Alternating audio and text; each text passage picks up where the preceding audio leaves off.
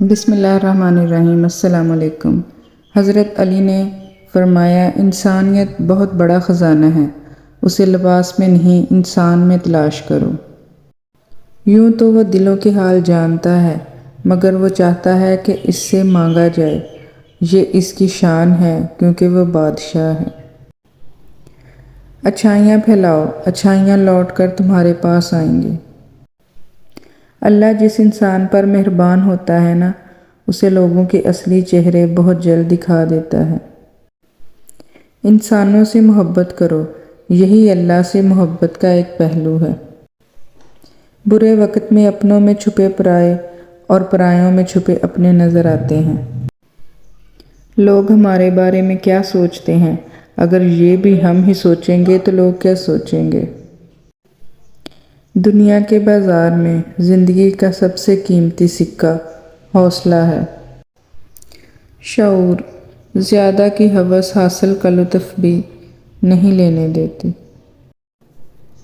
رسول صلی اللہ علیہ وسلم نے فرمایا، نیکی انسان کی عمر کو زیادہ کرتی ہے۔ نہیں مایوس میں اپنے خدا سے، بدل جاتی ہے قسمت بھی دعا سے۔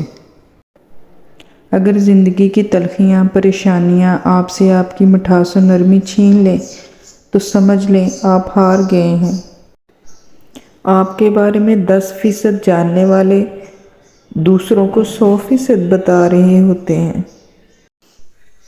کوئی بد اخلاق تمہیں تب تک نہیں ہرا سکتا جب تک تم اس کی غیبتوں میں مبتلا نہ ہو جاؤ۔ فضول گفتگو سے 2 قسم کے لوگ ہی بچ سکتے ہیں، ایک جس میں علم کی کثرت ہو، دوسرا جس میں ذکر کی کثرت ہو۔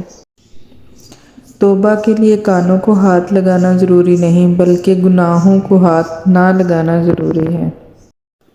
مال کے پیچھے بھاگنے والے سب لوگ مالدار نہیں بن سکتے، لیکن دین کے پیچھے بھاگنے والے سب دیندار بن سکتے ہیں۔ اگر یہ طے ہے کہ جو دیا ہے وہ لوٹ کر آئے گا، تو کیوں نہ صرف دعائیں ہی دی جائیں۔ گناہ زہر کی مانند ہیں، وہ کم ہو یا زیادہ ہر صورت نقصان دہ ہیں۔ اصل ناپاکی تو اندر کی ناپاکی ہے، باقی سب تو آسانی سے دھل جاتا ہے۔ امام جوزی سے پوچھا گیا، تسبیح پڑھنا بہتر ہے یا استغفار کرنا؟ انہوں نے فرمایا، میلے کپڑوں کو خوشبو سے زیادہ صابن کی ضرورت ہوتی ہے۔ اگر اللہ تمہیں وہاں تک نہیں لے کر گیا جہاں تم جانا چاہتے ہو، تو یقین رکھو بہتر ہوگی وہ جگہ جہاں وہ تمہیں اپنی مرضی سے لے جائے گا۔ تیری قدرت کو میں سمجھوں میری اوقات نہیں یا رب، مجھے سب کچھ عطا کرنا، بس ایک گمراہ نہ کرنا۔ زندگی ایسے جیو کہ کسی کی زندگی کا حصہ بنو یا نہ بنو، مگر کسی کی دعاؤں کا حصہ ضرور بنو۔ حسن یوسف سا ہو یا صورت بلال جیسی، دوستی روح سے ہو تو ہر روپ کمال لگتا ہے۔ ہر بات دل سے لگاؤ گے تو روتے رہ جاؤ گے، جو جیسا ہے اس کے ساتھ ویسا بننا سیکھو۔